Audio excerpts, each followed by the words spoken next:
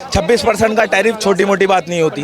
किसी चीज़ में अगर 100 रुपये की चीज़ है 26% टैरिफ हो जाता है तो वो सीधे 126 रुपये की होगी। तो ये बहुत ही शर्म की बात है कि बीजेपी के एक भी मंत्री की ओर से, प्रधानमंत्री कार्यालय की ओर से इस बात पर कोई आधिकारिक रूप में कोई सफाई नहीं दी गई।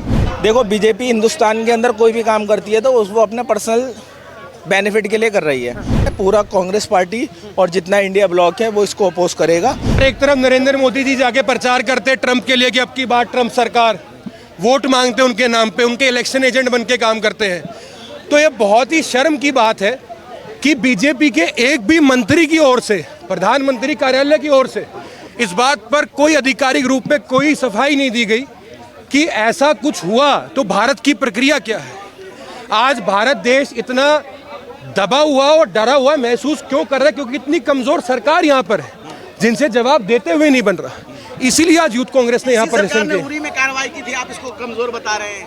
उरी में कार्रवाई तो हुई थी, वो तो हमारे सैनिकों ने करी थी, उसका भी श्रेय मोदी जी लेके जाएंगे। और उससे पहले जो हमले हुए हिंदुस्तान के अंदर, हमारी सेना के कंटोनमेंट में अंदर घुस के हमला हुआ, पुलवामा का हमला भूल जाएंगे। बहुत सेलेक्टिव आपका अप्रोच है, बट कोई नहीं सर, देश को पता है। तो ये तस्वीरें हैं और किस तरह से लोग जो है लगातार प्रोटेस्ट कर रहे हैं। साफ तौर पे कह रहे हैं कि अगर भाई अमेरिका टैरिफ लगा सकता है तो इंडिया क्यों नहीं। अब देखिए, इंडिया ने भी जो है कई ऐसे चीज़ों में टैरिफ लगाई है, लेकिन कांग्रेस तमाम मुद्दों को लेकर जिस तरह से सड़क पर मुखर होकर सरकार के खिलाफ अपनी आवाज़ रखती है, ये दिखाइए एक बार तस्वीर के किस तरह यहाँ पर भी इन लोगों ने नरेंद्र मोदी के खिलाफ। क्या कहेंगे सर, ये जो प्रोटेस्ट था मतलब क्या था, संदेश? सर, सीधा संदेश है, देश में अगर कुछ गलत होगा तो यूथ कांग्रेस बात के खिलाफ आवाज़ उठाएगा। 26% का टैरिफ छोटी मोटी बात नहीं होती। किसी चीज़ में अगर 100 रुपये की चीज़ है 26% टैरिफ हो जाता है तो वो सीधे 126 रुपये की होगी। और जिस तरीके की देश के अंदर महंगाई है, जिस तरीके की बेरोजगारी है, तो क्या लगता है आपको जो 26% का टैरिफ है वो हमारे आम इंसान झेल पाएगा? ये यूथ कांग्रेस का प्रोटेस्ट नहीं है, ये पूरे हिंदुस्तान की आवाज़ है। और इस तरीके से, जिस तरीके से वो अपने दोस्त को बोलते हैं माय फ्रेंड डोनाल्ड ट्रंप, ये बोला जाता है, तो उनको ये सोचना पड़ेगा और ये टैरिफ की बात करके उनको वापस करवाना पड़ेगा। आपने जो कहा माय फ्रेंड डोनाल्ड ट्रंप, तो ये उनके खिलाफ प्रोटेस्ट है या फिर मोदी के खिलाफ? दोनों के खिलाफ है सर। अच्छा, दोनों के खिलाफ है। यूएस की गवर्नमेंट को ये समझना पड़ेगा कि देश हमारा हिंदुस्तान इतना हल्का नहीं है कि तुम 26% टैरिफ लगा दोगे, हम चुपचाप से सहन कर लेंगे। और मोदी जी के खिलाफ इस बात से है कि जिसको अपना दोस्त बोलते हैं वो अगर आपके पीठ पे छुरा भोग रहा है, मोदी जी पे नहीं भोग रहा, वो हिंदुस्तान पे भोग रहा है। तो इसको समझना पड़ेगा और मोदी जी को बात करनी पड़ेगी ट्रंप से। और जिस तरीके की बात होती है हिंदुस्तान के अंदर हिंदू मुसलमान को लड़ाने के लिए वक्फ बोर्ड का बिल लाया जाता है, उस पर चर्चा पूरी 4 बजे तक होती है, पर जो बात है 26% के टैरिफ की वो किसी के मुंह से नहीं निकल रही। विपक्ष को तो ज्यादा समस्या इसी से है कि वक्फ बिल में कैसे संशोधन। अरे वक्फ का जो अमेंडमेंट है वो जो कर रहे हैं वो उसके लिए तो सुप्रीम कोर्ट हम जा रहे हैं। अच्छा, ठीक है, जा रहे हैं आप लोग? बिल्कुल सुप्रीम कोर्ट जा रहे हैं। और 26% का जो टैरिफ है पहले उसकी बात करें। वक्फ बोर्ड का उन्होंने कर लिया ना, अब सुप्रीम कोर्ट मानने के लिए सुप्रीम कोर्ट के पास है सारी चीज़ें, हम वहाँ बात करेंगे। अच्छा, ठीक है। और बात रही 26% की, तो 26% टैरिफ के बिल पास हुआ है, इसको आप लोग चुनौती देंगे? बिल्कुल सर, चुनौती दे रहे हैं। हमारे सीनियर लीडर ने, इमरान प्रतापगढ़ी हैं, क्लियर आए थे वो वक्फ बोर्ड रिजेक्शन का बिल वो क्या कहते हैं नेम प्लेट लेकर। और सिंपल सी बात है, पूरा कांग्रेस पार्टी और जितना इंडिया ब्लॉक है वो इसको अपोज करेगा और इसके लिए सुप्रीम कोर्ट ऑलरेडी हम जा रहे हैं। अभी जो है आरोप लग रहा है, कई मुस्लिम समुदाय के नेता हैं जो लगातार इस बिल को लेकर वो लोग अपना समर्थन दे रहे हैं। अब कहा जा रहा है कि ऐसे में भाई विपक्ष को सिर्फ मिर्ची क्यों लग रही है? सर, मुझे बताइए कि मुस्लिम जो लीडर हैं उनका कहीं ना कहीं बीजेपी से लिंक है। ठीक है, एक मुस्लिम लीडर जिसका बीजेपी से लिंक है, बाकी 10 टोपी पहनाकर लोगों को खड़ा कर देते हैं।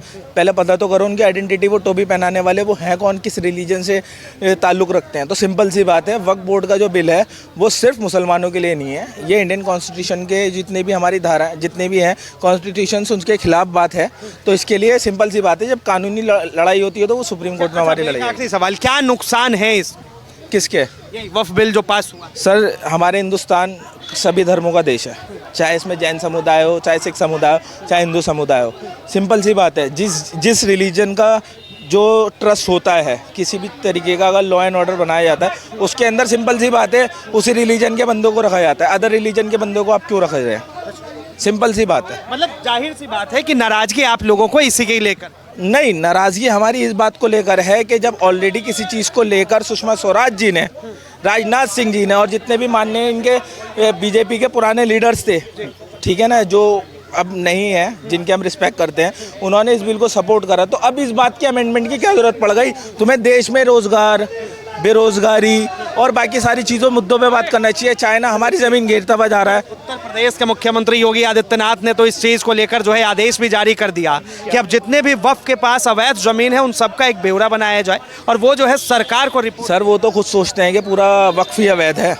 अवैध और वक्फ आपके मुंह से ही निकला ना, तो उनकी नज़र में तो पूरा वक्फ ही अवैध है। वो सारी ज़मीनों को घेरने की कोशिश कर रहे हैं और कहीं ना कहीं देखो, बीजेपी हिंदुस्तान के अंदर कोई भी काम करती है तो उसको अपने पर्सनल बेनिफिट के लिए कर रही है और इसका इम्पैक्ट आने वाले वक्त के अंदर अमित शाह कह रहे हैं कि अगर ये बिल पास हुआ है तो ये जो है देश के हर जनता को मानना चाहिए। देश की जनता को हर बिल को मानना पड़ता है, पर जब उन्होंने किसानों के खिलाफ कानून लेके आए थे, उन्होंने ये बोला था कि सबको मानना पड़ेगा। वापस करा था या नहीं करा था? देश के अंदर कितने ही ऐसे चीज़ें थी जो पार्लियामेंट में पास हो गई, बाद में वापस हुई थी, तो ये भी वापस होकर रहेगा। बहुत बहुत धन्यवाद तमाम जानकारी के लिए। तो ये सुना कांग्रेस के तमाम कार्यकर्ता हैं और जिस तरीके से लगातार सरकार के खिलाफ इनकी नाराजगी है, ये साफ तौर पर दिखाता है कि किस तरह ये लोग सड़क पे उतरेंगे, कोर्ट में जाएंगे, लेकिन कानूनी तरह से, चाहे वो सड़क पे हो, संसद में हो या फिर कहीं पर भी हो, सरकार के खिलाफ मुखर होकर अपनी बातें रखेंगे, आवाज़ उठाएंगे और आम जनता के लिए सोचते रहेंगे। बहरहाल इसे लेकर आपकी क्या राय है? अपनी राय जरूर बताएं। फिलहाल के लिए इतना ही। ऐसे तमाम जानकारी के लिए देखते रहें वो न्यूज़।